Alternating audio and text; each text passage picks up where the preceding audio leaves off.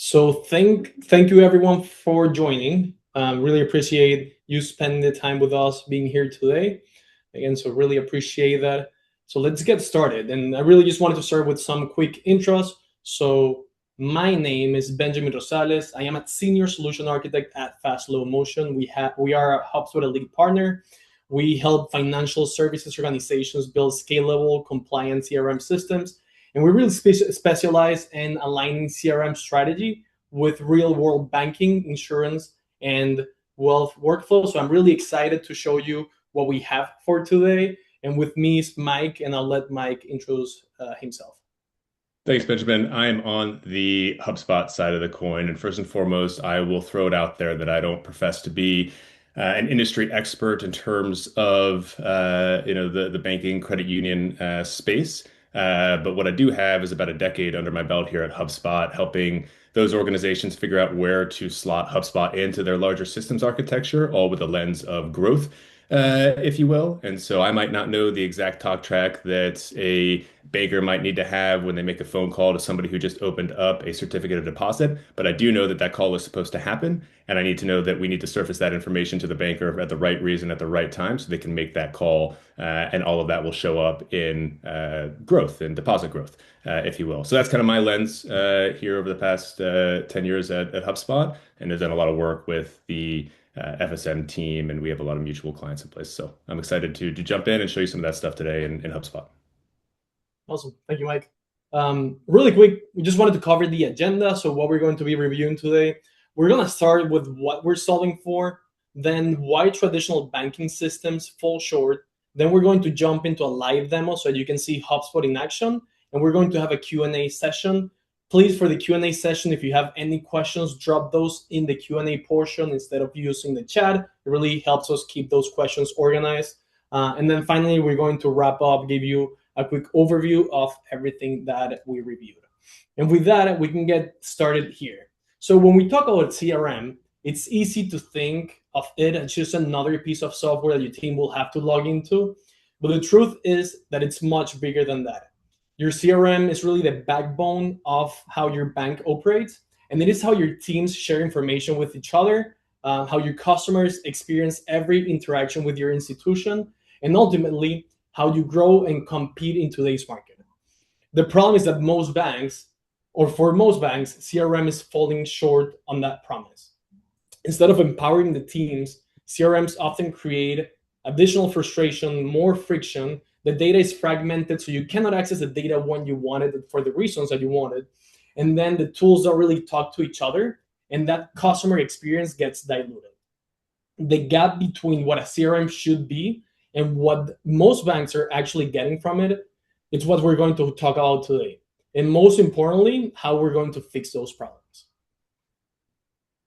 Benjamin, and I would add too, I think one of the important pieces, if we just kind of summarized all of that down, is everyone on this call, y'all have the data, right? We have data sitting in core, in LOS, in digital, right? But the issue is that that data never reaches the person who can actually do something with it and act on it.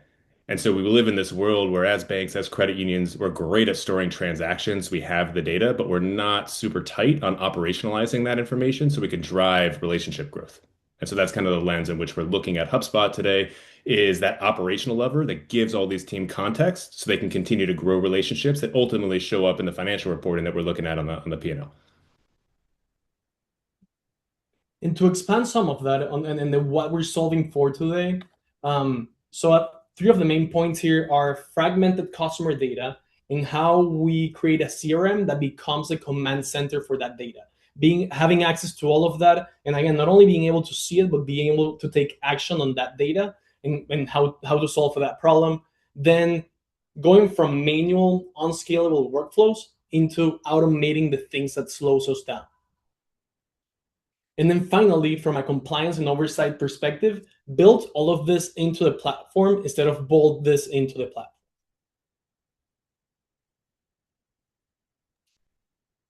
And so I think if there's an underpin of this, then at the end of the day, if we're talking about manual workflows, if we're talking about fragmented data, the goal of HubSpot then is to say, okay, all of that execution then in today's world depends on the individual frontline team members remembering to actually do things and also having the tools to do those things, like send an email, create a task, remind ourselves to follow up at X amount of time, instead of having a system that actually drives that consistent follow-up, that consistent outreach, that consistent onboarding.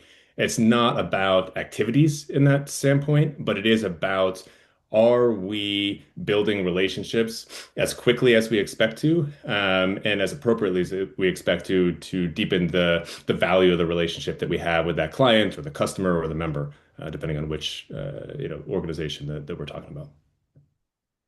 Totally. And I think expanding some of that in this next thing that we're going to talk about, and this is actually one of the most striking patterns that we see. We have banks that are managing billions of dollars in deposits or loans and are often relying on those disconnected tools, even spreadsheets, email threads, and sometimes even sticky notes, to be honest, to manage the most critical parts of the customer journey.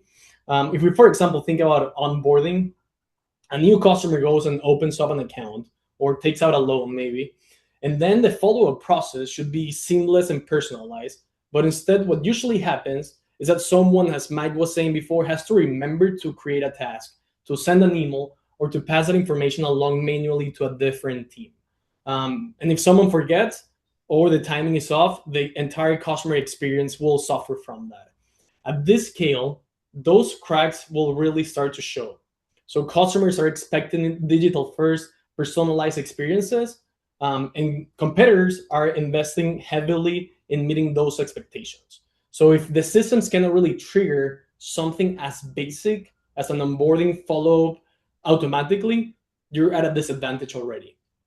And that's why we're here today, to show you how a modern CRM can eliminate some of those manual gaps and help you deliver the kind of experience that the customer is expecting.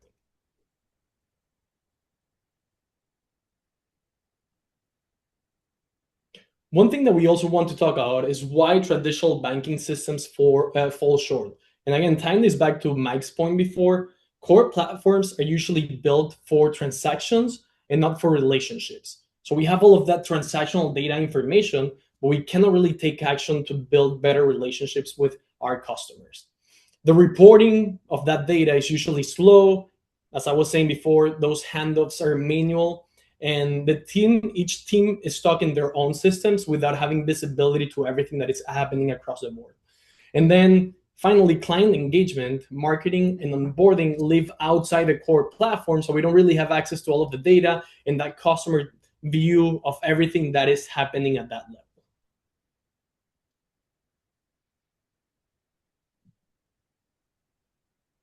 Wanted to quickly touch on some of the common challenges that we hear from banks. So when we sit down to talk to different banks, we hear the same frustrations come up over and over again. First, customer data is scattered across everywhere. Teller systems will hold the data in one place. We'll have core platforms that hold the data in a different place. Then we'll use spreadsheets to fill some of those gaps. And a lot of information still lives in email, which again makes the data not be actionable.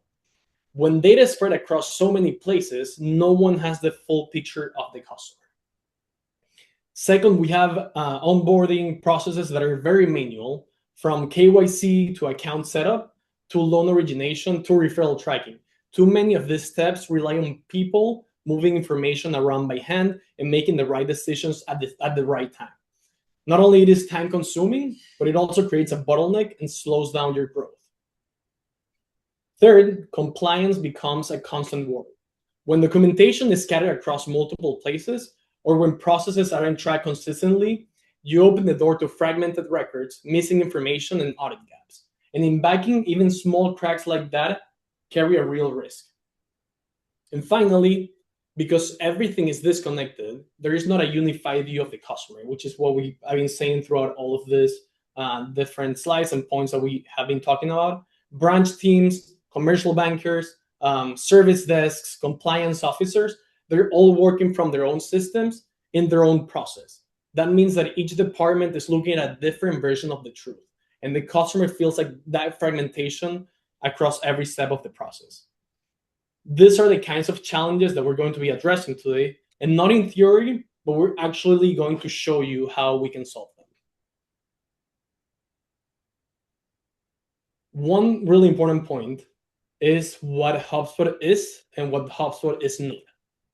HubSpot is not here to replace any of your core banking platform.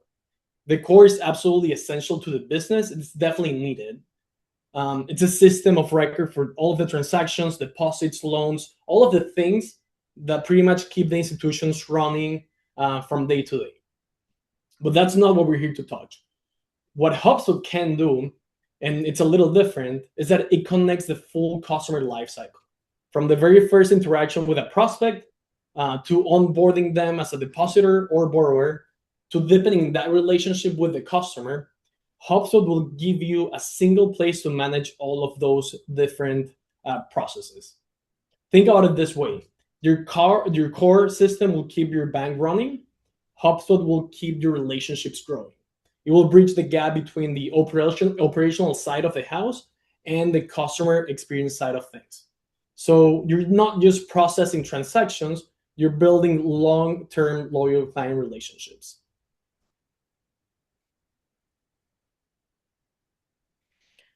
So why HubSpot? Let's talk through what makes sense or what makes HubSpot a good fit for financial services. First, HubSpot, as I said before multiple times, will help you centralize the data. Whether you're talking about retail banking, commercial accounts, service requests, or back office operations, all of the information will live in one place. That gives every team access to that data and it will give them a consistent view of the customer. Second, it automates high friction tasks, things like onboarding, which we talked about before, loan follow up, or even routing service requests. These are the processes that usually slow banks down. And with HubSpot, we can streamline and automate some of those processes. So your staff spends less time chasing paperwork and more time serving your clients. Third, HubSpot enables real-time collaboration. With role-based permission and visibility, we can control who has access to see what data, while at the same time allowing them to collaborate in the same platform. If they have questions about a specific record, they can see everything in one place. But again, always controlling who can see what information.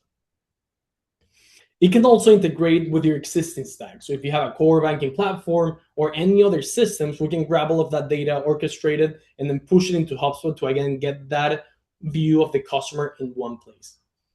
And finally, compliance, it's very important. So HubSpot has built-in compliance features such as full audit trails, granular permissioning, secure data tracking.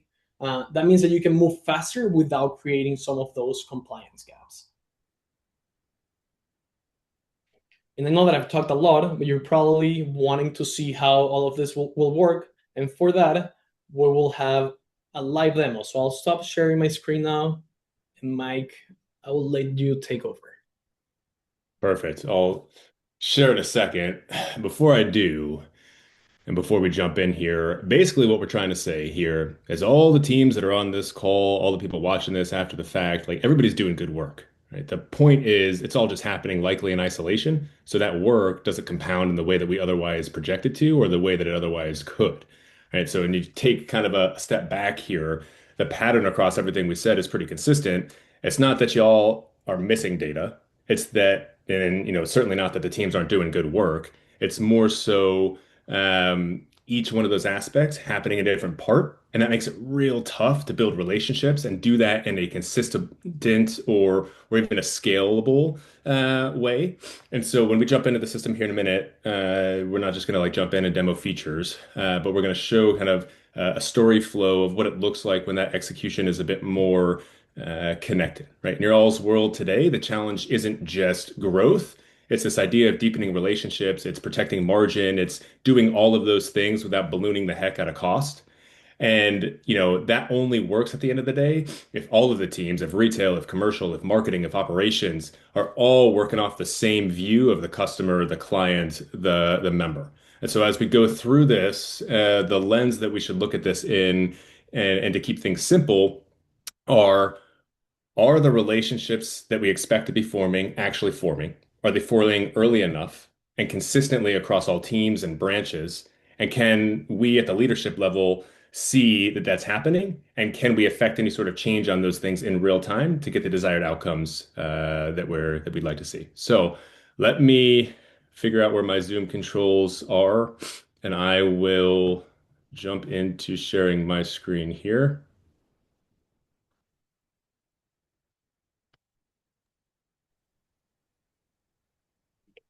We got Benjamin, it. give me an idea. Am I showing the right thing? Yeah, you got it. Perfect. It's a dangerous world these days. I'm glad I got the right screen share. So let's talk about this from the kind of beginning to end to beginning type scenario. And so I'm going to start inside of HubSpot from a dashboard reporting perspective. And the key is what I'm about to show and kind of walk through isn't just activity. Again, it's what ultimately ends up being relationship formation that we're making visible because we're going to combine in HubSpot in real time a bunch of information and data from the core, from banker one-to-one activity, from clients, from member engagement, all in real time with reports that anybody on this call can create. And you don't need to be someone like Benjamin who has a data science computer programming degree. We can all do these kind of point and click, easy to set up inside of HubSpot.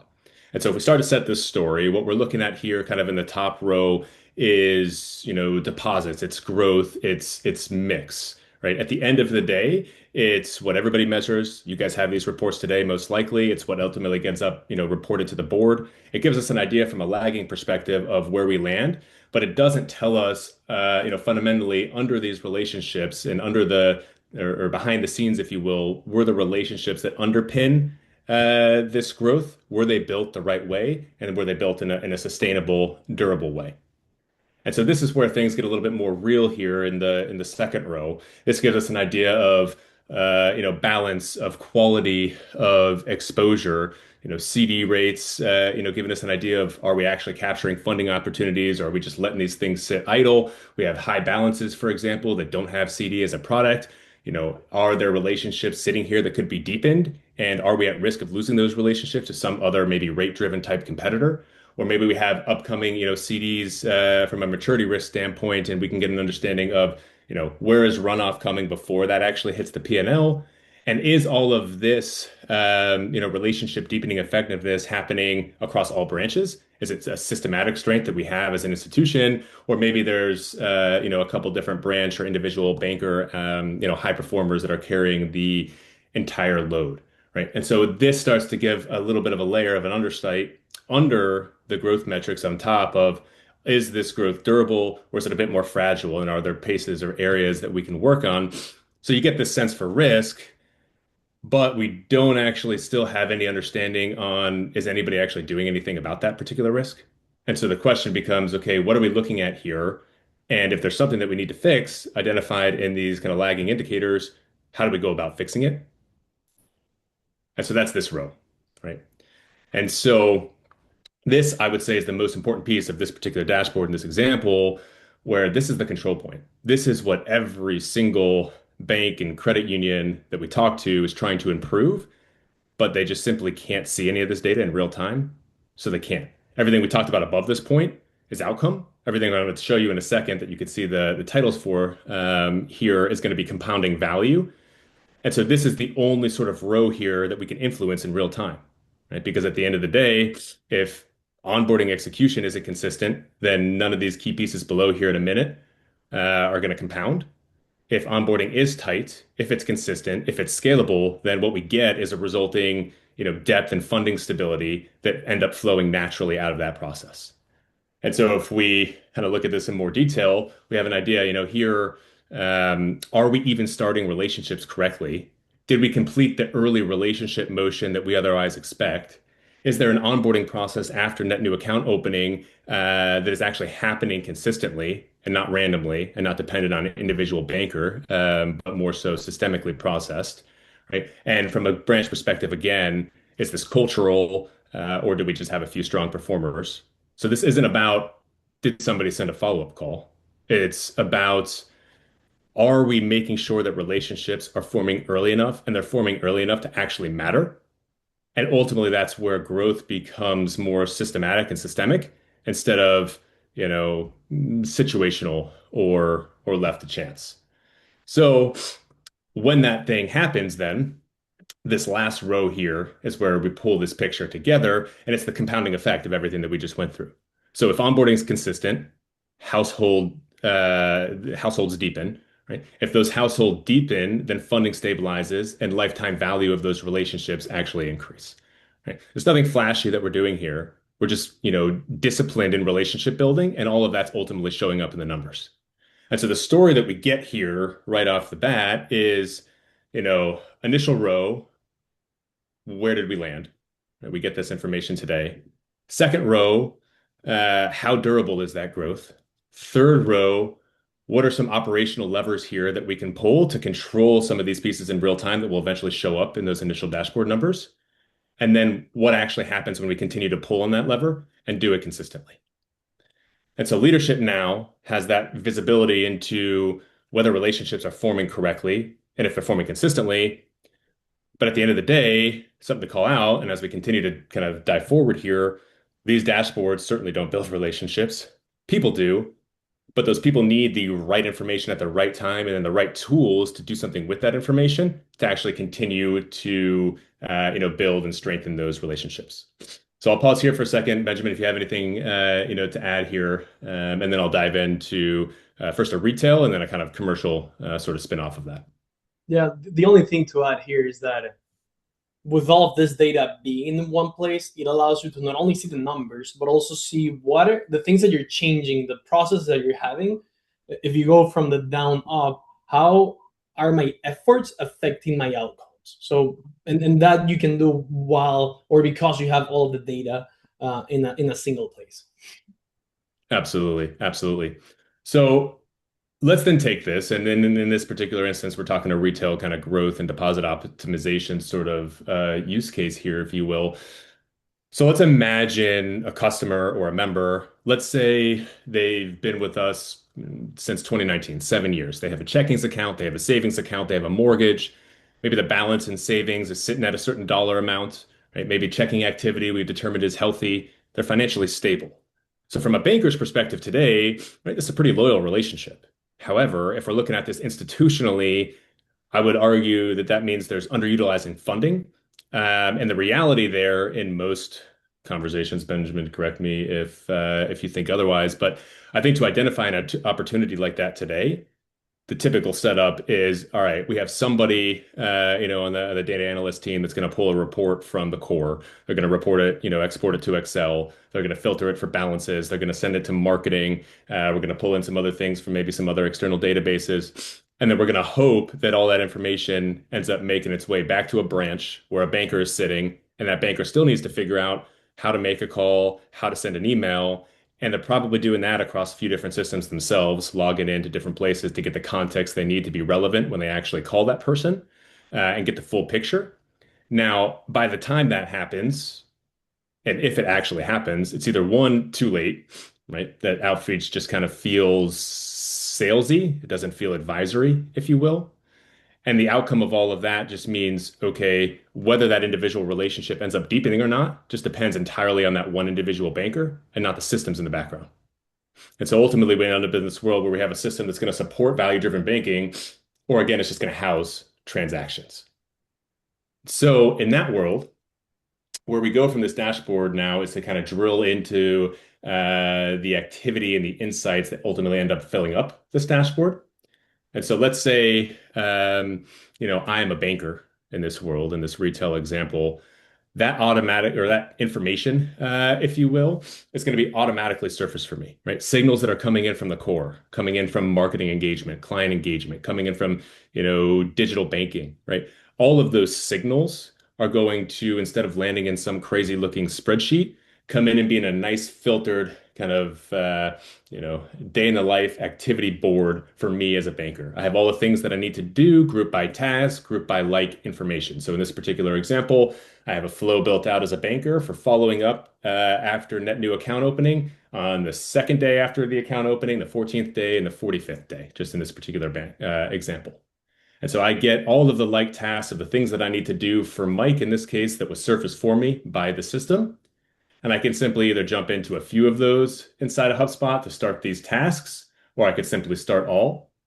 And that'll take me directly to, in this case, Mike's record. And it's going to take me directly to the task that is due. I'm going to close out of this for a second. And the key here is instead of landing again on a spreadsheet without all the context that I need in one spot inside of HubSpot, I'm now landing on a person. I land on Mike in this particular instance. I'm not just dialing off a list, but I can now have a bunch of information at my fingertips to respond and advise with that context versus just making a call and asking them to open a CD account. So on the left-hand side here at HubSpot, I see kind of the foundation of the relationship. I see accounts, I see balances, I can see risk values, tiers. On the right-hand side, I can even see household information, household depth, relationship depth, important household members, what they have for products, so on and so forth, all without leaving a screen. There's no guessing, right? There's no fumbling with logins. There's no toggling between systems. The system identified for me that Mike opened an account. It's 2 days after that account opening. I need to, in this particular case, now write an email or a handwritten note in that particular follow-up, complete that task, and immediately move on to the next one. So that takes us to that center pane here again, where this outreach isn't about just completing this task. I'm not pushing products simply for activity's sake, if you will. So on top of this sort of context, right? What does Mike have from a product perspective, household perspective, et cetera? I also have a few key things that are tying into my view here that's very important to see. I can see what information Mike has been engaging with, marketing emails, marketing campaigns, product pages, other website pages, digital activity, even events that are coming in from mobile banking. And so as I start to do my outreach to Mike, I already have an understanding very quickly of, oh, Mike opened up an account. I know when he did it. I know what he opened. I know marketing has already seen this information, included him in their segment list and automated email follow-up to open a CD. I know that Mike clicked that email. I know he visited a website page, and I know on that page he filled out a form that he was interested in speaking to one of us. And so this gives me an idea of what Mike's already thinking about, in addition to more detailed information if I need it to see what Mike already has in this particular example, where the relationship is deep, where it's thin. And so when I send that first handwritten note, excuse me, in that example that goes out, eventually I land on day 14 task. So I've completed this one, and the next system generated task for me is day 14. I'm told I need to have a phone call, right? I can now open up my call and my playbook activity lists where the team has already surfaced for me relevant information, how I should go about communication, call talk strips, questions to ask, so on and so forth. But I complete this now call, and when I'm calling, I'm no longer pitching. I have all this context to actually be advising. And when I log this call, what ultimately happens is the overall relationship progresses, the onboarding statuses update. There's no separate report. There's no reminder flows that need to happen. There's no shadow tracking in other systems. This same action that just surfaced information for that banker or advisor to actually serve that customer, client, member is what creates the same level of executive visibility that we showed down here of, are we actually onboarding net new accounts? Are we doing that consistently? And are we doing it early enough to drive this deposit growth that we otherwise see? Benjamin, anything you think I missed there? Nothing you miss. I just think that it's important to tie this back. Thinking from how we implement and how we go about these things, we have what we call the scalable business framework, which is a combination of process automation and visibility, which is exactly what you share right now. So we identify what the process is. In this case, we know that someone has to follow up after an account has been opened. So that is the initial process. We identify that, and then we can add automation so they don't have to remember to do that. So as Mike showed before, you have all of those tasks automatically created based on actions or interactions with the customer. So that no one has to think about actually creating that task. And then from a visibility perspective, we not only get visibility into all of the interactions and all of the data across different systems, but even at things like playbooks, which Mike was just showing. Like, not only I automated my entire process and I'm able to access all of the data, but I can also know what things I have to talk about when something happens, and help drive those conversations and drive better decisions once we're building those relationships. Absolutely, Benjamin. And so this is that operational layer of, again, we have all this data. We have all this information on accounts and checkings on activity and balances, so on and so forth. It's just sitting somewhere that's a little bit difficult to access today. And so we're combining our ability to uh, put this information into HubSpot. We're combining it with client engagement, marketing activity. And we're raising both of those things to the forefront for then somebody on the retail side of the coin to have a task list of all like things that they need to do and rifle through all of the day 14 calls. They can log those activities and calls, and all of that activity then filters back up to the executive level dashboard, which gives us an idea. Are we doing the things that we are supposed to be doing from a relationship standpoint, or are we not? And can we correct that behavior at the end of the day? So that's retail. I would also point out, there's other tools just to hit them quickly inside of HubSpot in this same use case. If I need to do something like send an email as a retail, banker, there are templated languages, things that I can continue to use the tool for to make their lives easier, to have things that are lined up, and sent out automatically. So I could send emails from here. This would be coming from your organization's email client, Outlook, Gmail, so on and so forth. We're just putting it in HubSpot in one spot so they don't have to contextually switch back and forth in this workflow. Same thing with calling. You can call out a HubSpot, you can integrate your VoIP system, so on and so forth to make those calls. But again, those would be some of the tools to then operationalize even further the relationship building that's happening here. But that's retail. We could take that same principle, relationship signals, shared visibility, consistent follow through, and we can apply it to commercial as well. Of course, the data is going to be different. The internal coordination is certainly heavier, I would argue, but the discipline is ultimately exactly the same. And so if I click to in a commercial sort of example here in a record, and I look at this client, we still have all the information coming over from the core in this standpoint. So if I think of a use case, for example, we're going to look at a client here. They have healthy operating balances. Maybe they have growing POS volume. They have lines of credit that are partially utilized. They have treasury services in place. Right? In most institutions that we work with, that information and those signals live again in a bunch of different spots. The RM might see balances, treasury is going to see transaction volume, marketing is going to see website engagement, opportunity identification depends on ultimately somebody in the organization connecting those dots and connecting them quick enough for somebody to do anything with it that actually matters, right? If we connect them 3 weeks too late, it doesn't matter that somebody was on the website looking at this and has this product with this transaction volume. We're 3 weeks behind. And so ideally in HubSpot, now what we're moving to is those dots are ultimately automatically connected and they live in one spot. So if we then look at the activities now, we have the same sort of idea of what's happening at the individual level on the retail side. Now, on the account and the commercial side, we have all of the internal communication that's happening between anybody at this client and anybody internally at our institution, meetings, notes, calls, tasks, custom events, again, mobile banking, things along those lines. And we can start to make sense of those things and grow this relationship with the client proactively. So instead of, in this particular example, waiting for this client to ask about fraud protection or advanced payment reporting services, we can use the system to surface that opportunity automatically and generate pipeline, which I'll talk about in a minute. But this also powerful piece here, as you'll notice, is the ability to start communicating internally. On the left-hand side, again, I still get high-level information. All this is configurable to how we want to show it. But we also, key in this sort of setup, have a better understanding at a quick glance of who owns what type of relationship or what part of the relationship with this particular client. So we know Mike is the RM, but now I have an understanding that Rebecca, in this case, is the treasury management specialist.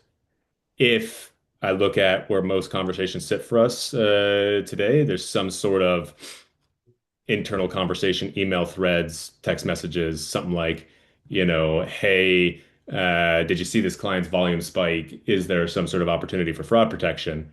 Instead, here inside of HubSpot, I can have that conversation as the RM. I could raise that to the forefront for Rebecca in this particular instance and tag them directly inside of the CRM. Rebecca gets a notification. She might land on this account record. It might be configured entirely differently to see all the things that matter from her treasury perspective versus Mike's perspective as the relationship manager. But the idea is everyone's operating off the same data, right? And all these notes, all the pipeline updates, everything is living here in real time. So is the kind of operations, marketing operations piece of the coin too, where if the system has identified, a recommended product here, for example, of fraud protection and advanced payment reportings, we could do things like automatically open up, opportunities and deals sitting in a pipeline, and then set up a whole bunch of internal notifications the same way we did for retail of, hey, here is somebody who might be a relevant fit for this product. We could do the same thing on the pipeline generation side. And in this case, if we drill into what that looks like, we have information on this. We have all of the same information coming through from calls, meetings, notes, tasks. In this world, it's now just related to the opportunity related to the account. And so, from a leadership perspective, I can come in and very much drill down from a top level pipeline to an individual deal, if you will, where that is stage wise, but also all the communication that has gone back and forth. And so, I have that level of visibility now that I didn't have previously. And from an individual contributor standpoint, in this case, the internal product owner, treasury management specialist, Rebecca Jones, we can automatically trigger the same type of tasks and actions for her to have. In this case, the activation call from a treasury management perspective that one, I identified as the RM on the account, and two, the system identified for me. And I had the same level of task simplification tools to go ahead and do something with that call. So when I jump on that call, I can have all of the questions that I need to ask, all risk identification, things along those lines. And when I complete those calls, tasks, etc., the same thing will ultimately hold true. It will update statuses, update clients and accounts, update pipelines and forecasting, which will roll up back to those live executive level dashboards. And so all of that is to say the flow of an individual contributor here. If I did just zoom out for one kind of quick second, this would then be, I would say leadership's opportunity to see stages, pipeline, aging opportunities, exposure, conversion, and we can drill in to each of these opportunities in a deeper level. I don't need to spend time going into each record. I don't need to drill on to the specifics if I don't need to. Quickly in HubSpot, we're going to surface all the information in a relevant manner that's sitting in the background. So let's take that same deal, for example, that's sitting in the stage of the pipeline here. I can see very quickly who the RM owner is, estimated monthly revenue, target products that are being sold. But I can also do things like pull up a preview of the deal without jumping into it. HubSpot has AI features too that'll look at how opportunities are typically worked and closed relative to your own organization internally using HubSpot data that sits inside your CRM, and it'll automatically generate a likeliness to close, if you will, called the deal score. And that's live in real time. So it'll give an idea of what's happening, how is this progressing, and what are the key factors that are going to contribute to this actually closing or not. And then I can pull things in again, quick level information about the opportunity, upcoming events, who's doing what. And that same type of communication that I showed between Mike, the RM, and Rebecca, the treasury management specialist, I could do the same thing from a leadership standpoint. And I can come in here and I might leave a note, to somebody and say, hey, give me an update. Thank you. And I can log that. And we can log the communication now back and forth, on the actual opportunity record versus losing that institutional knowledge and having it going elsewhere. Right. The last little bit too that I'll point out is there's AI throughout all of HubSpot. Here's a great example of where to layer that in. I can also communicate and go back and forth with AI and any sort of, ChatGPT, Claude type scenario that you guys are probably used to working in today. But in this case, I can ask it questions about things that are sitting inside the CRM. For example, I asked a question about this deal that we've been working on. Who's the owner? Give me a quick summary, what's been happening, and I can go back and forth here contextually as well without diving into these pieces. And so at the end of the day, what ends up happening here from the commercial standpoint is just like the retail side, which is we're working all of these opportunities and accounts, deepening the relationship. As the commercial opportunity progression happens, it does the same thing as far as rolling up into that executive visibility layer on the dashboard. Again, this would just be more in a retail or a commercial versus retail setting. But again, account relationship grows, post onboarding, triggers any sort of internal workflows automatically, document requests, treasury setup, internal tasks, none of that handoff chaos that typically exists. And so if I looped all of this back together, then what we're talking about here isn't just really about like adding a net new system into the mix of stuff that you already have today. It's about how do we connect all of this work that your teams are already doing and probably doing a pretty damn good job at, relationship formation, so on and so forth. But we need that to become consistent. We need it to become measurable, and we certainly need it to become visible because at the end of the day, growth, especially in today's operating environment, isn't just about let's do more. It's about let's make sure that we do the fundamentals well. We do them well every time and across every branch and across every relationship. And that's what ends up making growth sustainable and durable versus just situational, kind of flying by the seat of our pants.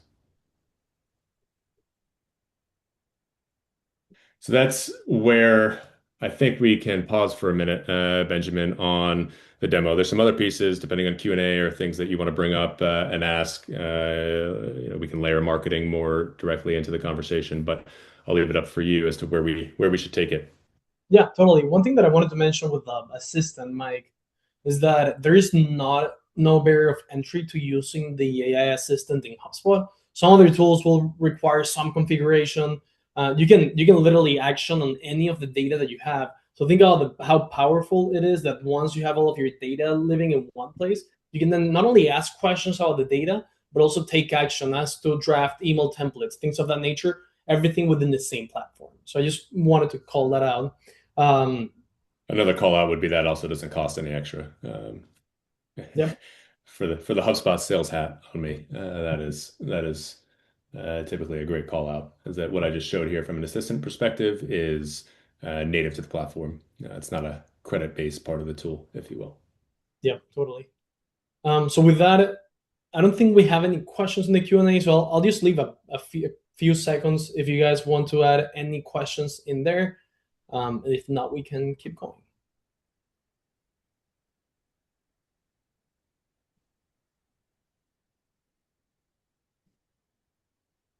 I think you did a great job, Mike. That's why there are no questions. Yeah, it's either that or overwhelmed everybody with a whole heck of a lot of information in which we'll send the recording.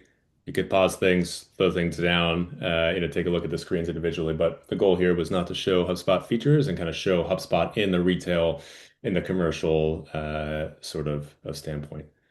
The Yeah. last thing that I'll mention just before we jump off to, in case there are marketing folks on the line, we've kind of weaved it through this conversation up until this point, but I do want to briefly hit on all of those things that we're doing, especially in the retail side of the coin, we can leverage in our marketing and engagement. So just as the retail banking team is seeing the engagement that marketing is putting out into the digital ecosystem and using that in their outreach, marketing can do the same to understand what's been happening from a one-to-one banker to client or associate to member type world. And we can see the effectiveness of those campaigns natively inside of HubSpot. So, for example, all the assets related to driving somebody to open a certificate of deposit account, we can eventually attribute revenue, contacts, to transactions on the retail side or pipeline and or opportunities, closed won on the commercial side natively inside of HubSpot.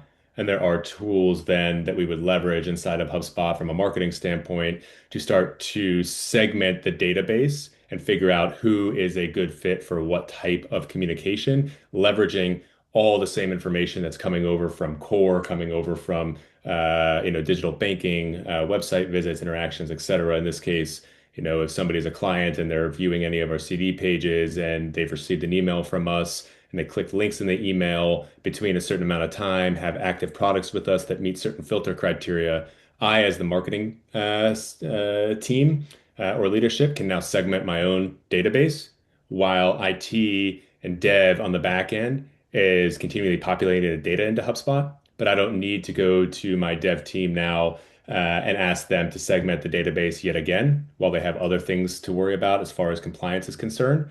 I can now trust that the data is accurate inside of HubSpot, segment it myself, and then use it in automation flows to send out emails to look to see if meetings have happened, to notify team members internally that something of note has happened.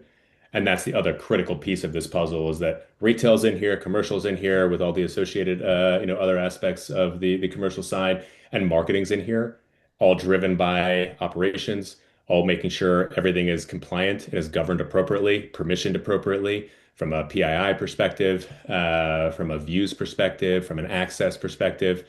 And so you end up getting all of kind of the go-to-market teams, if you will, focusing on, growing wallet share and growing net new accounts, or keeping our community focus in mind, while we continue to serve the needs of members, on the credit union side of the coin. So I just wanted to call that out too. That's certainly a pertinent piece of the puzzle here, that ends up funneling up to these same dashboard numbers. Awesome. Thank you, Mike. And with that, I just want to do a quick recap of what we saw today. So I'm going to take over the screen share again. And really, one of the main things that we saw is how we can have a unified CRM that actually works for the way financial services firms work. Not just segregated tools, one tool that works for the way all of the financial services firms work, how we can get real-time visibility across every single client interaction and team. Mike showed that with how we can have access to the tasks, how we can get access to all of the data, and even tag people within the records to ask for help or additional feedback. How we can have workflows that eliminate busy work and improve consistency. Again, that automated task creation, that automatic deal creation when we hit a certain threshold with a corporate client. So being able to automate some of those workflows. And then finally, built-in compliance tools that reduce the risk and make audits easier. And this is true from the perspective of having everything in one place so that you can have access to all of that from a compliance perspective, to the security tools that we have in HubSpot, and even on the marketing side, which Mike ended talking about that, also compliance around marketing opt-ins, for example, and making sure that we're only reaching out to people that we can actually legally reach out to. Mike, anything that you want to add to this recap? No, I think that's a great recap. If anybody has any questions, feel free to send me a message on LinkedIn. Happy to help, figure out if this is appropriate for you all, given wherever you are at institutionally.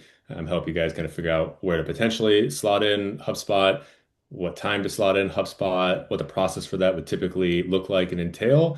And then Benjamin and their team will talk about, certainly the more nitty-gritty of integrating whatever tools that currently exist in your tech stack into HubSpot, what the timing looks like for that, and then the most important piece of all of this, which would be, training and ensuring adoption. So when something like HubSpot is stood up, those frontline retail team members, or commercial users actually use the tool, because all of this is all well and good, unless people don't use it, in which case everything we've talked about is kind of for naught.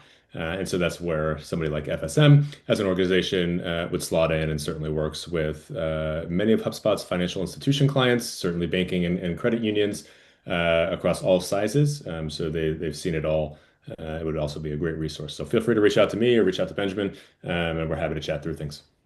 Yeah, thank you all. Again, if you want to get in touch with us, you can go to our website. We have a phone number. We're pretty active in LinkedIn. So again, feel free to follow Fast Slow Motion on LinkedIn, or me personally. And as Mike said, if you have any questions, you can reach out to me directly. And once again, thank you all for joining today.